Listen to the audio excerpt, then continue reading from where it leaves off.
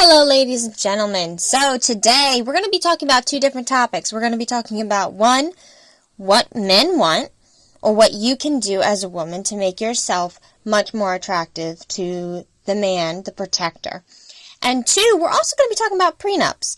Why? Because it's hitting a huge topic nowadays. Mainly because the majority of millennial and younger are the ones asking for a prenup before going into marriage.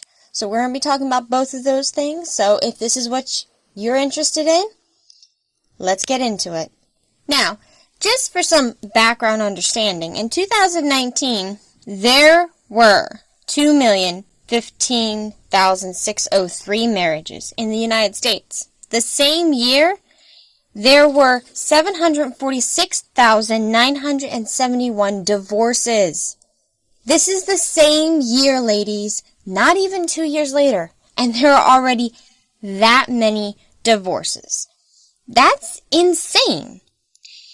Generally speaking, most people agree with the statistics that 40 to 50% of marriages end in divorce.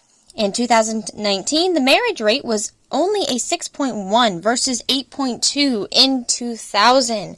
So that's how many people were actually getting married. But as we go further and further into the millennial lifetime and the upcoming generations coming up after, you're going to start seeing a lot more prenups. Mainly because women are still pushing for marriage and guys still aren't interested. Now, some of you women might be saying, yeah, the men are selfish. Alright, ladies, come on. You have to be a little bit more understanding than that. Keep in mind that a lot of these men, they are putting their financial assets on the line for you. I mean, marriage is a huge risk nowadays. I mean, you don't even have to be together for a year. I mean, most of those divorces we talked about earlier, just in 2019, they didn't even last a year. It doesn't even have to last that long before a woman can get a cut of whatever he's making currently. So a lot of the men are looking at it like, okay, well, most of these women still want marriages, and a lot of them are quite happy with that opinion. They want to be married, but they don't want so much of the financial risk. So what they're looking at is a prenup. Now, of course, you ladies are going to be like, oh my gosh, he doesn't trust me. Well, wow, that sounds a lot like a cop after you say you want a lawyer when you're talking to the cops. Come on, ladies. You know that's not true. It may sound like it to your immature ears, but let's spell it out. It's really just another type of insurance, okay? Generally speaking, you don't want to talk to cops without a lawyer present. In fact, they even teach you in lawyer school, do not let your client talk to the cops without you present. You don't go driving on the road without insurance. Generally speaking, obviously there's going to be a few of you that do that. But generally speaking, you're not going to be driving on the road without insurance on your car in case you get into an accident. A lot of us end up having life insurance in case we die and they need the money to be able to continue the care. So it's just another type of insurance. And it actually, believe it or not, ends up benefiting you. Why? Because, ladies, bring your damn own lawyer. If a guy is saying, I won't marry you unless I have a prenup, great, bring your own lawyer. And they actually recommend that during most of those negotiations. They mention she should go get her own lawyer so you guys can agree on the terms together. Now, this has nothing to do with childcare. Alright, ladies, you can't sit there and say you're going to do 50% of the household chores. That's not what it's about. A prenup is specifically for the physical and the financial assets. Okay, so we're talking about real estate. We're talking about money. We're talking about house, car, things like that. Homes that you're using for renting out. And yes, ladies, this takes a huge step of trust for you and the man to sit there and say, here are all of my assets, as you lay it on the table in front of the lawyers. And you both have to see each other's financial assets and how much debt both of you have. Keep in mind, ladies, that if you do not have a prenup, you are essentially, when you get divorced, going through a prenup. So if you do not have a prenup, you are relying on whatever state you currently live in. And if your man cheated on you, alright, say he cheats on you, Or say a woman cheats on a man. You would think that the spouse that cheated should give a little bit more. Except if you're in a no-fault state. Well, then it doesn't matter. Adultery doesn't matter in that state. Well, that becomes a problem, don't you think? That could make the divorce very ugly. Why not have it stated in the prenup? You're pretty much leaving up your assets, your life choices. You're leaving up communal property, financial assets for a judge to determine what's communal and what's yours or his. So, ladies, you can work and own property now. Okay, we're living in the 21st century now. You can work and own property. That means you may not get as much alimony either, depending on when you divorce. Depending on how young you are, how many degrees you have behind your name. Can you go get a job? And not to mention, ladies, there is a lot of ladies that are getting into these relationships, these marriages, with guys they think they have it all, until the guy suddenly changes. They marry him after 2 to 3 years, and ladies, he changes. All of a sudden, he doesn't have a job, he doesn't work, all of a sudden he refuses to, he wants to be a stay-at-home dad even though you don't have any kids. His entire demeanor changes. And then you're left as the main breadwinner. He may have been making $500,000 when you met him, but if you're making $200,000 and he stops working and he stays at home, if it goes to a year to 2 years, well, ladies, guess who's going to be paying that alimony? It's not going to be him. It's going to be you. So prenups are actually a good way, while a lot of the weaker men are starting to turn the tables on a lot of women now, to actually even out the playing field for both men and women. It allows the men to feel more secure in what they're getting into, while at the same time, it gives the women the ability to not have to worry about what a judge decides and what state they live in, to determine what communal property is part of the marriage and what's theirs or his. At the end of the day, ladies, you need to be in mind that while ladies may be controlling what men are having, men are still in control of the marriages. They're giving women an olive branch, saying, look, I understand marriage is important to you. Here's my compromise. We can have a marriage, but we're getting a prenup. And instead of being thrilled that these men aren't going the whole red pill way and running off into the middle of the woods to live by themselves or running off to live in a van, you girls are going after these men that actually want to get married. Ladies, stop. Stop getting insulted, okay? If your man wants a prenup, great. Get your lawyer. Make sure you have stuff in there that you want. It's not that hard. In fact, it should be something that, well, to be honest, should be looked into. For instance, there's even a lot of different lawyers that are now saying that if you sign a prenup, if your spouse dies, which is a horrible thing we never want to think about, but if your spouse happens to die, and you have in the prenup that you are both responsible for your own debts, the creditors may not be able to come after you, depending on how the prenup is stated. So ladies, you really need to be looking into this. Because trust me, the last thing you want as a widow is to have somebody knocking on your door because he had a lot of medical debt, or it turns out he has a lot of gambling debt, and everyone's coming after you for the money, and you just lost them. Not even a few days ago. Trust me, look online. You'll see a lot of cases of where this happens to women and men, where all of a sudden the debts just come out of the blue, and everyone wants a pick of their money. Everyone wants a slice of it. And their spouses had no idea. So this really is actually a good idea. And it's definitely something that you should talk about as a woman with your man. If he asks you for a prenup, sit there and say, well, I would like to talk to professionals. I would like to have my own lawyer.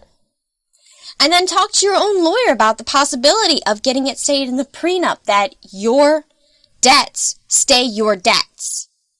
You don't have to worry about dividing that at the end of the divorce. Your debts stay your debts. You guys will take care of your own debts. That way, if he does happen to die, you have a much better shot of keeping the creditors off your back. Like I said, it's almost like an insurance. It's like an insurance policy. No, you definitely want to sit there and forget about it after it's all done, but you want to get it done just in case you have to. And with 40 to 50% of marriages that are ending in divorce, that only goes up second, third marriage. Why not have the prenups just in case? One, it will make the divorces much simpler. You're not going to have to worry about a long, drawn-out divorce, especially if either side has been hurt, where there's a lot of feelings involved in the divorces.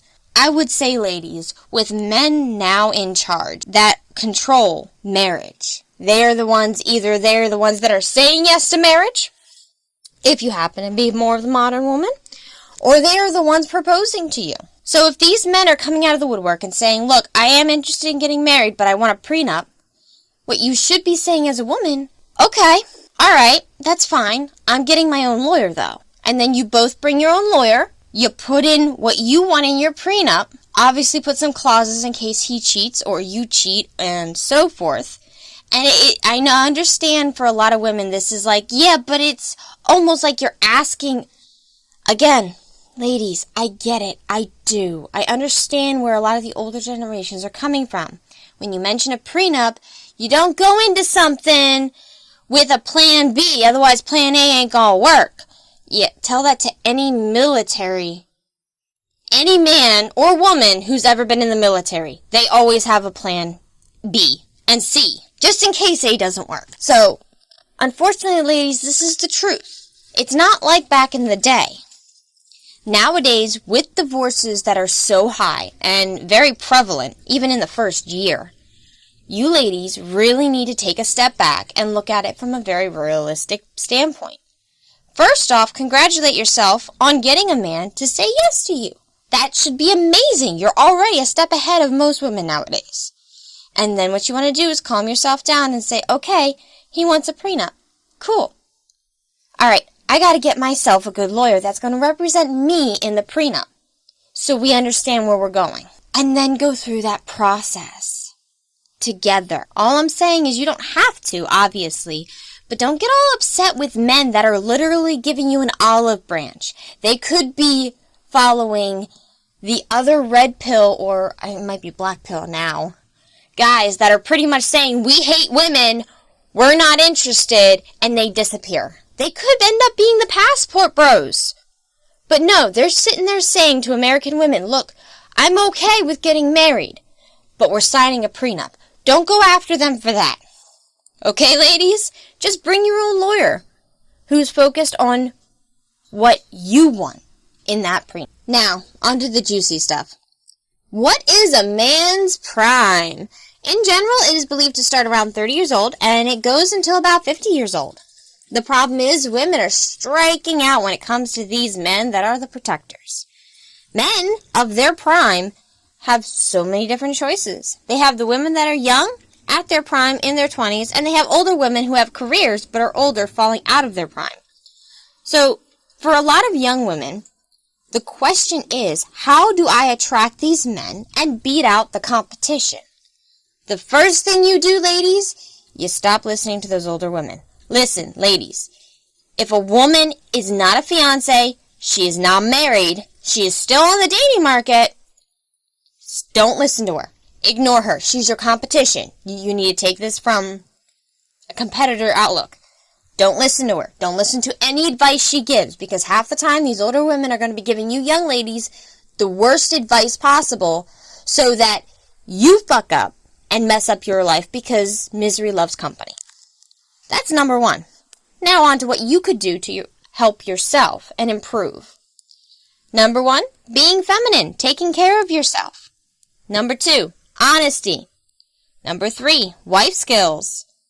Number four, nurturing. So, sounds simple, right? Well, let's look at each one.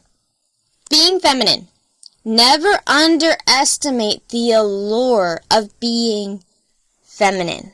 natural femininity. This means taking care of yourself, trading in some of those suit pants or jeans for a few more dresses, ladies. Sound sexist? Yeah, you'd be really wrong. You see, even females respond better to feminine beauty. Samantha Brooke was a divider, found this out the hard way when she tried to start her female-only business. Fashion was a divider among her staff. Add on that 73% of all fashion designers are women, and you can kind of see the point. Both women and men react to feminine women differently than others. So dress yourself up. Even in business, you'll be surprised the difference going into a meeting in a dress and heels versus suit pants can make. Honesty. In a world where lies surround us, from the internet, TV, even in our personal lives, this is a huge component. Men in their prime have been in a lot of relationships, and have a good majority of them have been involved with lies and deceit. To make yourself stand out, no more white lies. No more deflecting blame, ladies. You're going to take accountability. This prevents a web of lies that will eventually come out in a situation 10 times worse. It also will create a strong foundation for the relationship. If you don't lie about anything, he will reciprocate. And if he's a good man. Let me rephrase that, if he's a good man. Plus, refusing to lie will create a stronger relationship with those in your life and highlight the bad influences in your life. So, it will really draw out who are the good influences just around you from family and friends and who the bad influences, and then you'll be able to keep them out of your life as much as possible. Again, men have all the cards in order to stand out. You need to be different. So don't lie, even when you feel like you have to, or you want to jump to defend yourself. Just don't. Just take responsibility. And that doesn't mean you as a woman just say, I'm sorry. No. You need to be specific, ladies, okay? You've all heard a man sit there and say, I'm sorry, and he tries to umbrella the whole problem. Yeah, that's how guys see us. So, you need to be specific when you apologize to a guy, okay? That is a huge thing. Wife skills. We already did a video on this, but we'll go into it a little bit. Wife skills, cooking, cleaning, money-saving skills. Again, as a woman of the household, even if you do have a job, you are still going to be the healer of the house. So your important role as a woman, generally speaking, is knowing the nutrition, knowing what goes into your children, just diet, what goes into their bodies. You are going to be the one who's going to sit there and know whether or not the fever is at that point where they need to go to the hospital. You are going to naturally become a part of that healing part of the family. And if you allow yourself to be that part, you'll be surprised at how easy it actually is. But cooking, cleaning, and obviously money-saving skills. Again, if you want to be different from every other woman, this is literally what every other woman says she won't do. She won't do any cooking or cleaning, and she's definitely not interested in saving money because she wants Gucci. Ladies, be different. And that means, ladies, no more $400 a week out. Whew, sorry. That was tough to say. No more $400 a week out at dinner. Ladies, pull it back. Learn to save money. Because trust me, nowadays, that's going to get you a lot further than any that any other whore could teach you, essentially. Trust me, saving money, showing your guy that you can save money and help with the future planning, trust me, that's going to make a guy look at you like you are completely different. That will help you set yourself apart. Nurturing. Again, this is something that should come off pretty naturally once you have kids. It's not only as important as a wife quality, but also as a mom. Nurturing is encouraging the development of not just the children, but your man as well. Supporting your man is part of this quality. Now, I know a lot of these ladies sit there and say, well, I have 3 kids. I don't need another one. Great. So don't treat your man like a kid. You'll be fine. Like, seriously, I don't understand this idea that, oh, he can't go into that store because he spent too much money. Why don't you make him accountable for that? Okay? You take accountability for your screw-ups. He'll take accountability for his screw-ups. Like, I wouldn't be able to do that. I don't know how you ladies actually tolerate, like, you make him accountable for his own actions. What do you mean your man can't go into a store because he's going to come home with an even bigger screen TV than he had before? What are you trying to say? He can't control himself? Ladies, again, don't treat your man like a child. Treat him like a man. Support his masculine energy. Making time for those who are important to you. Attacking the problem, not the purpose. Being passionately appreciative of everyone and their time, if they are a good influence of your life. So what that means is if they are not a good influence in your life, you should not be appreciative at all. Be compassionate, be gentle but firm in your beliefs. And you may say, that doesn't make any sense. It does. You can be gentle, but you can also be very firm. Here are my boundaries. Cross them, you're done. But here are my boundaries. And last of all, be loyal. Be loyal, ladies. Do what every other woman claims that you can't do. Because a lot of women are coming out saying, I can't be loyal, women can't be loyal. Alright, it's time to prove them wrong, ladies. Let's show them that we are better than them. And the last one, and this is probably going to get me more hate than anything else in the video, don't push marriage. This is the biggest red flag a woman nowadays could possibly show. As soon as you start pushing marriage, a man will walk the other way in a heartbeat because he's going to feel like he's being trapped. Men don't like feeling like trapped animals. Instead, focus on the relationship. This is safety for men and women. 2 years isn't that long.